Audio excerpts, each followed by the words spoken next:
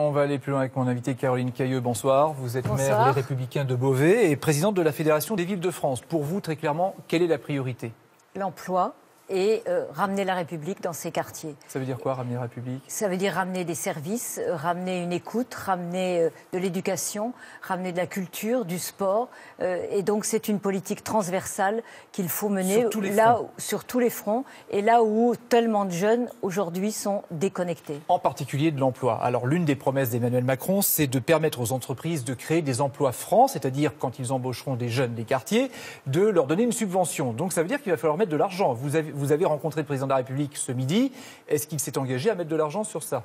Le président de la République aujourd'hui nous a écoutés. Il avait rassemblé des élus, il nous a écoutés, il nous a compris. Et vous demandez de l'argent? Il nous a respectés. Ce que nous demandons, c'est que les dotations sur la politique de la ville sont indispensables. Et nous avons besoin de pouvoir continuer à la fois à aider des associations pour mailler le territoire, pour aller à la rencontre des mamans isolées, pour aller à la rencontre des jeunes en rupture de scolarité, de ceux qui sont au chômage, et pouvoir mener un travail social sur le terrain. Ça, c'est pour les emplois aidés, quand je vous entends, non? Parce qu'il y a parallèlement un plan d'emploi aidé qui va être beaucoup moins généreux que les dernières années. 200 000 au niveau national, c'était 500 000 il y a 2 ans. Est-ce que vous demandez, vous, que les emplois aidés restent? Non, j'ai compris que ça ne faisait pas partie des objectifs du président de la République.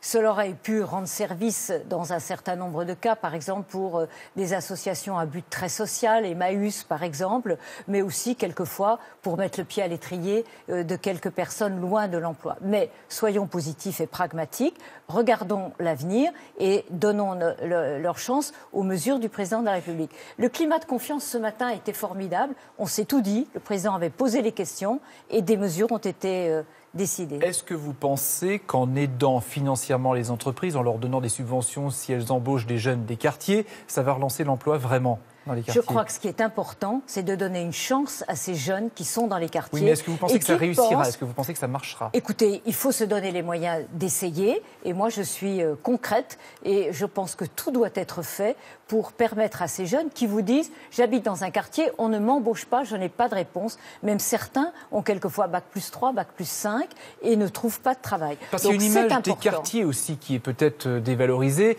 Il y a notamment, parmi les mesures annoncées, un plan de rénovation urbaine des logements. Est-ce que ça, c'est une priorité pour vous? C'est une priorité à jeu égal avec le traitement social. À Beauvais, par exemple, dans ma ville, j'ai bénéficié d'une opération de rénovation urbaine, Borloo, de 2004 à 2014. Et aujourd'hui, ça a été une révélation pour les habitants de ce quartier. Des immeubles vétustes, insalubres, ont été démolis, 500 ont été rénovés. Et ça permet quoi? Les gens reviennent dans ce quartier? Non seulement ils reviennent, mais les habitants des autres quartiers regardent avec envie ce qui s'est passé et me demandent de mener à bien dans ces 2 autres quartiers de politique de la ville. Pour conclure, vous avez remarqué qu'il n'y a plus de ministère de la ville. Est-ce que ça manque? Il y a un ministre aujourd'hui, Jacques Mézard, qui mène la politique de la ville. Un ministre de la ville, ça manque? Peut-être.